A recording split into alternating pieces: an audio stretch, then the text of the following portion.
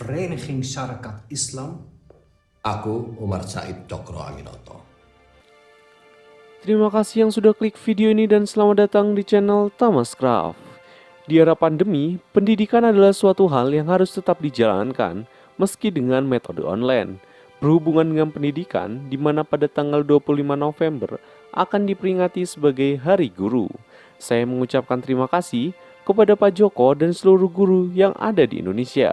Pendidikan tentunya tak lepas dari sosok seorang guru, di mana kali ini saya akan merangkum film berjudul Guru Bangsa Cokro Aminoto, di mana dikenal dengan julukannya Raja Jawa Tanpa Mahkota. Itulah julukan beliau yang bernama lengkap Haji Umar Said Cokro Aminoto. Film besutan sutradara Gari Nugroho ini dibintangi banyak aktor ternama tanah air, di antaranya Reza Rahardian yang berperan sebagai Cokro Aminoto. Di awal film kita diperlihatkan Pak Cokro yang sedang diinterogasi di dalam sebuah ruang tahanan oleh pemerintah Hindia Belanda. Dengan santai, penuh keberanian dan kewibawaan, Pak Cokro menjawab dan memperkenalkan dirinya pada petugas itu. Aku Umar Said Cokro Aminoto, Ketua Perkumpulan Syarikat Islam. Lalu, scene beralih flashback di mana Pak Cokro remaja sedang berada di sekolah dan tengah mengerjai seorang perempuan yang bekerja di sekolah itu. Jiwa pemberontak terhadap penjajah sudah nampak dari beliau saat masih remaja. Terlihat cara beliau menjawab pertanyaan yang diajukan oleh gurunya itu. Orang-orang Eropa datang ke sini untuk mencari apa yang tidak mereka punya. Karakter perlawanan terhadap penindasan yang tertanam dari beliau tak terlepas dari figur kakek beliau yang seorang ulama. Sang kakek selalu mendidik dan mengajarkan beliau tentang ilmu agama. Hijrah, berpindah dari tempat buruk ke tempat lebih baik. Di tahun 1904, Pak Cokro yang sudah dewasa menikahi Suharsikin, seorang gadis anak Bupati Ponorogo yang bernama Kimangun Kusumo. Setelah menikah, Pak Cokro bekerja di salah satu pabrik di Ponorogo yang dikuasai oleh pemerintahan Hindia Belanda. Di saat beliau sedang bekerja dengan mesin ketiknya, mandor yang sedang mengawasi pegawai memarahi pembantu yang membuatkan teh untuknya. Pak Cokro yang sudah muak dengan perlakuan orang Belanda terhadap orang pribumi pun menghampiri mandor itu dan memarahinya. Menikmati teh ini pagi dan sore demi kesejahteraan negeri Tuhan. Setibanya di rumah, Pak Cokro justru dimarahi oleh mertuanya karena beliau berhenti dari pekerjaan dan sikap perlawanannya terhadap pemerintahan Hindia Belanda. Dan Pak Cokro pun diusir oleh mertuanya. Lalu Pak Cokro segera mengemasi pakaiannya. Bu Suharsikin yang tengah mengandung berusaha menahan Pak Cokro agar tidak pergi. Tetapi beliau terus teringat nasihat kakeknya untuk berhijrah. Kata hijrah selalu mengiang di telingaku, terus menerus. Karena penjelasan itu, akhirnya Bu Suharsikin mengizinkan beliau melakukan perjalanan hijrahnya. Selepas kepergian Pak Cokro dari rumah itu, Bu Suharsikin sempat bersitegang dengan ayahnya tentang hubungannya dengan Pak Cokro. Ayahnya sempat menyuruh Bu Suharsikin untuk bercerai dengan Pak Cokro, tapi Bu Suharsikin menolaknya. Suami Suharsikin hanya Mas Cokro Aminoto, dunia dan akhirat. Sementara itu, Pak Cokro kini berada di Semarang untuk menemui salah satu temannya yang seorang kiai dan juga mengurus sebuah pabrik di sana. Berita tentang perlawanan yang dilakukan Pak Cokro terhadap pemerintah Hindia Belanda sudah tersebar di berbagai daerah dan kiai itu pun sepaham dengan pemikiran dan gagasan beliau. Sang kiai menyarankan agar Pak Cokro pergi ke Surabaya untuk menemui teman dari kiai itu untuk mencari jalan hijrahnya. Kusarankan Tuan Cokro pergi ke Surabaya. Itu adalah pintu gerbang. Sebelum Pak Cokro pergi ke Surabaya, beliau pulang ke rumah mertuanya di Ponorogo untuk menemui istri yang ia tinggalkan selama ini. Sesampainya di rumah, Bu Suharsikin menyambut kepulangannya dengan bahagia. Yang ternyata Bu Suharsikin ini sudah melahirkan anak pertama mereka. Bagus nggak? Mas masih banyak. Lalu, Pak Cokro mengajak Bu Suharsikin untuk ikut bersamanya ke Surabaya. Ibu dari Bu Suharsikin memberikan selembar kain batik dan sedikit nasihat layaknya seorang ibu kepada anaknya. Sesampainya di Surabaya, Pak Cokro langsung disambut oleh Pak Hasan Ali, teman Kiai dari Semarang. Beliaulah yang akan membantu semua kebutuhan Pak Cokro di Surabaya. Pak Cokro pun langsung diantar menuju tempat tinggal mereka di Jalan Peneleh, Kecamatan Genteng, Kota Surabaya. Selama tinggal di Surabaya, Pak Cokro bekerja sebagai redaktur surat kabar. Pak Hasan Ali yang sudah gelisah melihat penderitaan rakyat karena penindasan yang dilakukan oleh penjajah, mendesak Pak Cokro agar segera mendirikan sebuah organisasi yang mampu melindungi masyarakat pribumi, karena organisasi yang ada saat itu hanya mampu melindungi masyarakat golongan atas saja. Mereka juga sangat memperhatikan nasib warga Tionghoa yang tinggal di tanah ini. Terbukti dari perbincangan mereka yang peduli dengan nasib orang Tionghoa yang banyak ditembaki oleh pemerintah Belanda, dan juga gerak dagang mereka yang terus dipersulit. Di tengah perbincangan, datanglah Stella, gadis penjual koran yang sangat mengagumi Pak Cokro. Tuan Cokro, siapakah yang akan memimpin revolusi di tanah ini, Tuan Cokro? Sementara itu, di luar telah terjadi kerusuhan warga pribumi bentrok dengan warga Tionghoa. Pak Cokro yang mendengar kejadian itu langsung datang dan membubarkan kerusuhan tersebut. Kenapa kalian ini? Mundur! Mundur! Kalau kalian iri, maka buat perkumpulan yang baik. Lalu, keesokan harinya di rumah Pak Cokro yang kini dijadikan base camp bagi anak-anak muda yang ingin menimba ilmu pada Pak Cokro dan bagi para cendekiawan untuk berdiskusi tentang masa depan Nusantara. Di sana, datanglah Pak Hasan Ali dengan membawa beberapa orang yang ternyata adalah utusan dari Pak Samanhudi, pendiri Sarekat Dagang Islam. Mereka menemui Pak Cokro untuk meminta bantuan beliau menyelesaikan masalah yang tengah mereka hadapi. Ternyata surat izin Sarekat Dagang Islam dibekukan oleh pemerintah Hindia Belanda dikarenakan telah terjadi kerusuhan di berbagai daerah dan Belanda menuduh Sarekat Dagang Islamlah di balik semuanya. Dan Pak Cokro pun bersedia membantu mereka.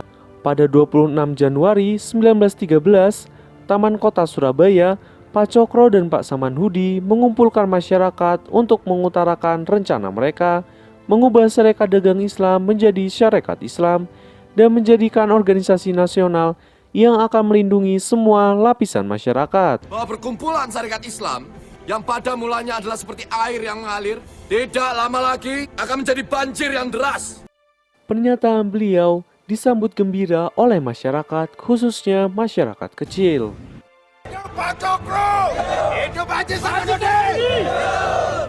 Mereka yang dulu dipandang sebelah mata, kini dengan adanya Sarekat Islam, mereka merasa dimanusiakan, sejajar, sama rata dan sama. Semua anggota SI manusia utuh. Kini, Pak Cokro mulai berpolitik dengan memanfaatkan Tuan Rinkas, orang Belanda yang mempunyai perusahaan besar di kota itu.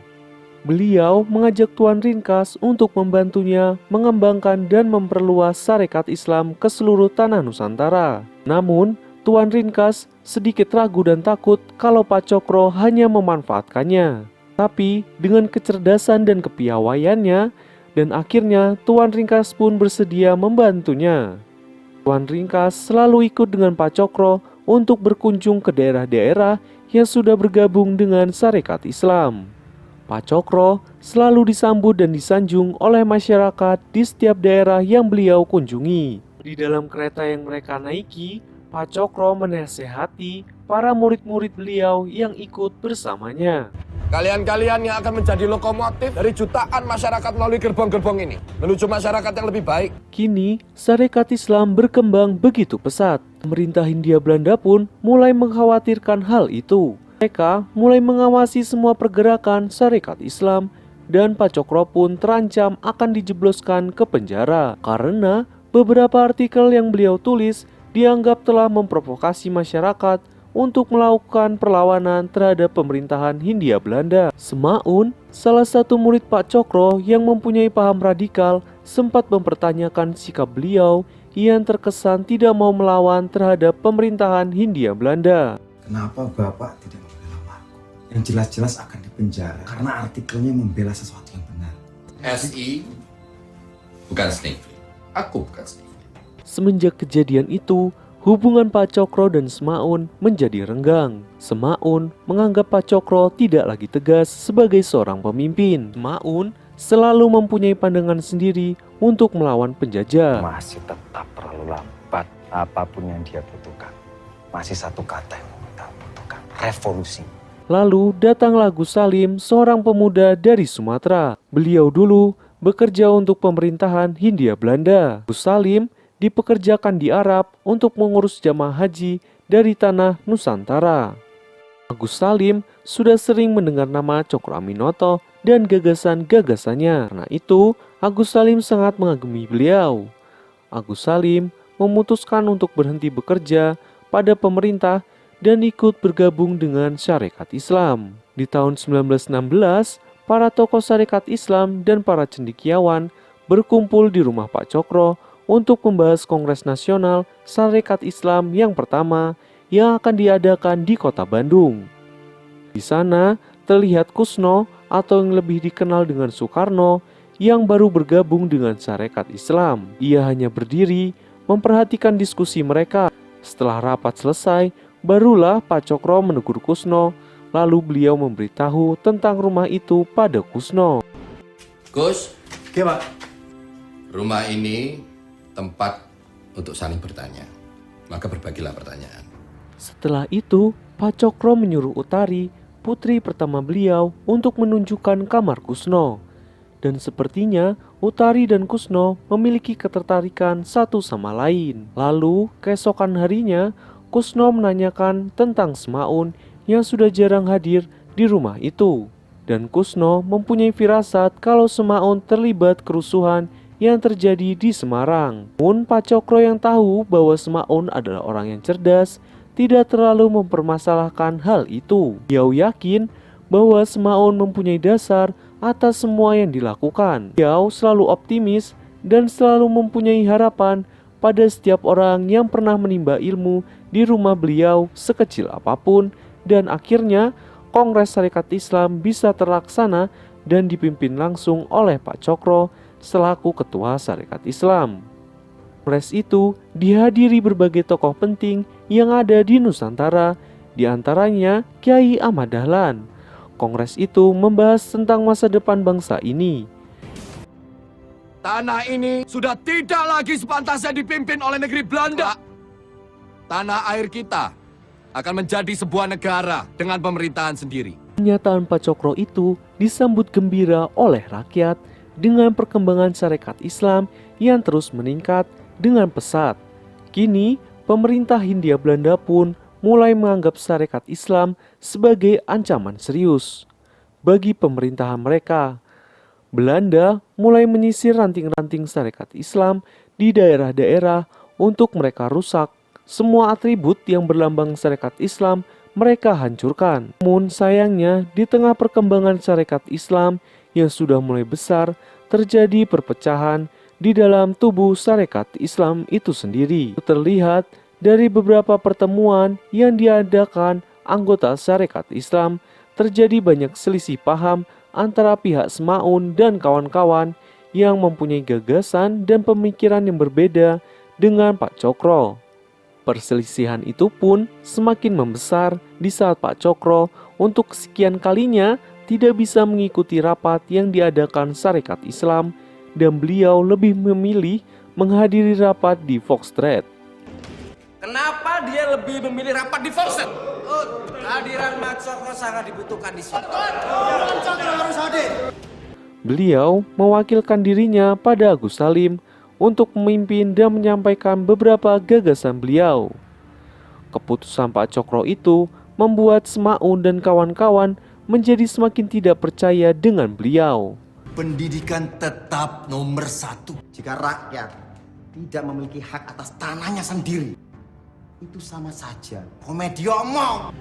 Pak Cokro yang mempunyai gagasan bahwa pendidikan adalah yang utama untuk mendirikan sebuah bangsa, dibantah dan ditolak oleh Semaun dan kawan-kawan. Mereka berpendapat bahwa agraria jauh lebih dibutuhkan oleh rakyat, sedangkan kini keadaan Bu Suharsikin sudah mulai sakit-sakitan. Beliau didiagnosa terkena tipes. Cokro yang sedang memeriksakan istrinya tiba-tiba didatangi Stella. Dia mempertanyakan status dirinya di tanah ini karena Stella adalah seorang blasteran, ibunya adalah orang Bali dan ayahnya adalah orang Belanda. Aku tidak pribumi, tidak Belanda. Lalu siapakah aku, Tuan Cokro? Siapakah yang akan melindungi aku? Dan sekarang keadaan Sarekat Islam pun semakin memburuk. Semaun dan kawan-kawan mulai mengajak beberapa orang-orang penting di tubuh Sarekat Islam untuk bergabung dengannya mendirikan organisasi sendiri. Dan mereka melakukan beberapa aksi kerusuhan dan pemberontakan di beberapa daerah mengatasnamakan Sarekat Islam, dan imbasnya banyak anggota Sarekat Islam yang tidak terlibat dalam aksi itu menjadi sasaran pemerintahan Hindia Belanda untuk dijebloskan ke penjara. Pak Cokro sendiri, beliau sekeluarga diawasi ketat oleh pemerintah Belanda. Rumah beliau dijaga tentara penjajah. Bu Suharsikin yang sakit kini semakin menjadi akibat kurangnya perawatan medis karena pemerintahan Hindia Belanda mempersulitnya. Nun sewu, cuma nggak dapat obatnya, gak apa-apa, Mbak. Pak Cokro yang dihadapkan dengan situasi yang sangat sulit, hatinya bergejolak melihat semua keadaan yang terjadi, dan di tengah kegelisahan, kesusahan, dan kesulitan yang beliau hadapi, penderitaan beliau semakin dilengkapi dengan meninggalnya istri tercinta yang selalu menemani beliau. Mbok,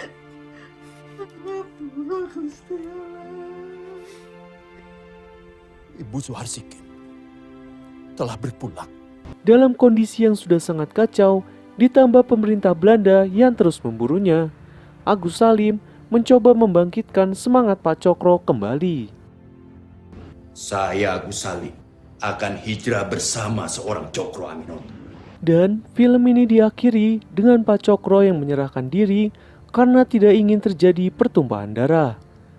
Beliau memilih persidangan dan beliau pun dimasukkan ke dalam tahanan, dan film ini pun selesai.